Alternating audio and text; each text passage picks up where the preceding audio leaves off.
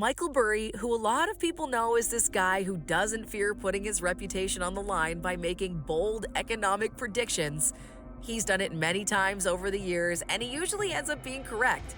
In 2006 and 2007, he was ridiculed by his investors, and he predicted the failure of the U.S. housing market, only to be 100% correct in 2008.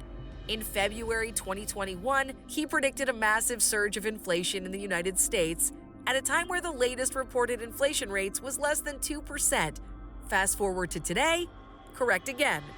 Recently, he's come out and made another big, bold prediction, and this latest forecast, if correct, would likely have bigger economic implications than anything he's been talking about. So what's Burry's stock market outlook for 2023?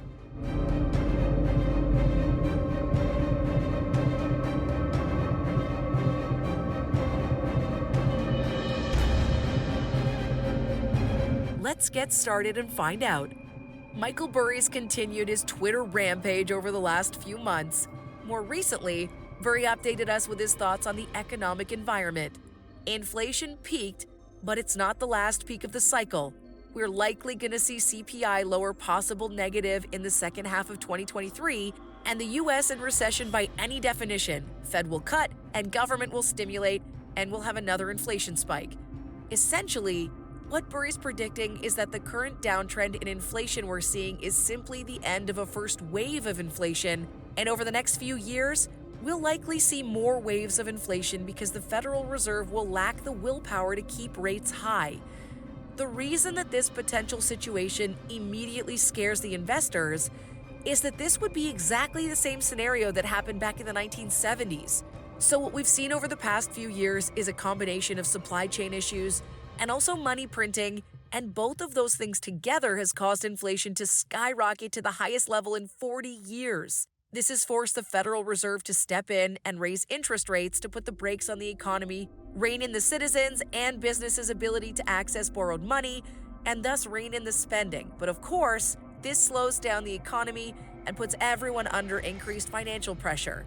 It's just like choosing the lesser of two evils. Just let inflation run wild and everything becomes increasingly unaffordable, or do you want to raise interest rates and impose financial hardship on your people for a period of time to choke the demand for goods and services, which forces inflation to settle down? Now, we saw in 2022 that the Fed raised rates to about 4.5% from effectively zero, and in doing so, inflation is now trending down. But here's the thing, people really do suffer during periods of high interest rates, which are not super high right now, but they're tipped to continue rising through 2023. High interest rates means for the people, debts like mortgages and personal loans eat up more and more of their disposable income until they've got no money left over to spend on other things. For the government, it's definitely not a popular decision to keep interest rates very high for very long, so inevitably there ends up being a lot of political pressure from the population for interest rates to be lowered. After all, lower interest rates make people feel better, and politicians want to make people happy as the chair of the Federal Reserve is actually nominated by the president. If rates are lowered prematurely, you can get inflation ramping right back up, and then you're right back to square one, and this is exactly what happened in the 1970s. Inflation crept up past 5% in 1970, and the effective federal funds rates were 9%. Inflation went back down to 3%, and the Fed lowered interest rates only for inflation to ramp up again to 11 in 1974, to which rates were raised again, this time to 13. Eventually, inflation cooled back to 6% in 1976, and the Fed relaxed once more. They lowered their interest rates back down to 5%, but too soon inflation rocketed up to 14 in 1980, and it took Paul Volcker to come in and raise interest rates to 20, and unfortunately send the U.S. into a harsh recession for inflation to finally be conquered. Now that's what Michael Burry's predicting for the U.S. over the next few years. He doesn't believe we've learned our lesson. Rates will remain elevated, the U.S. will fall into a recession, people will suffer, politics will pressure the Feds to lower interest rates and stimulate the economy, thus triggering the next inflation wave. Interestingly, Burry isn't the only famous super investor to express this opinion. Another very notable person who believes the Fed's willpower will not be strong enough to conquer inflation is Charlie Munger. The conditions that allowed Volcker to do without an interference from the politicians were very unusual 2020 hindsight.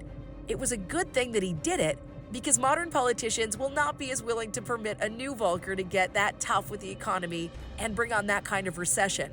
It's interesting that Charlie Munger and Michael Burry are basically aligned on this line of thinking in their opinion that the political environment that allowed Volcker to get tough and stop inflation in the 1970s might not be there today unless we could see a period where inflation seesaws because the feds get caught up in a cycle of trying to lower interest rates only to be forced to raise them again. Although the Federal Reserve has actually noted numerous times that they've committed to ensuring this doesn't happen in a few press conferences, Jerome Powers acknowledged the inflation cycles of the 1970s and has stated that the Fed is committed to ensuring that a situation like that does not occur this time around. Price stability is the responsibility of the Federal Reserve and serves as the bedrock of our community. It's hoped that ongoing increases will be appropriate in order to attain a stance of monetary policy that's sufficiently restrictive to return inflation to 2%. High inflation imposes significant hardships as it erodes purchasing power, especially for those least able to make the higher cost of essentials like food, housing, and transportation.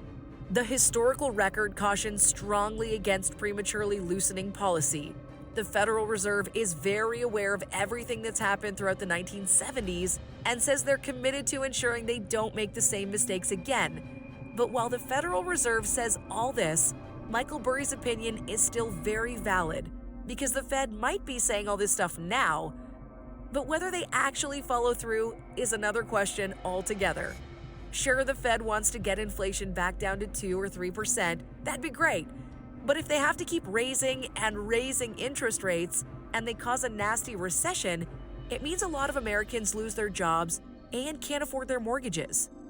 Will the politicians have enough willpower to keep going and properly get inflation under control? Or will there be too much political pressure to instead keep the people happy and loosen monetary policy? Burry said, "We're likely going to see CPI lower, possibly negative in the second half of 2023, and the U.S. in recession by any definition.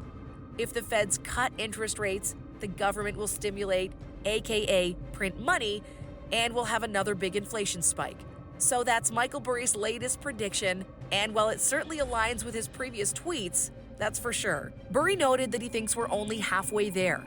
He said previously that he expects the S&P 500 to drop below the 2020 covert lows, so there's still no doubt that he's very bearish for the next few years, and it seems his lack of confidence in the Federal Reserve is the prime reason for that. Thanks for watching.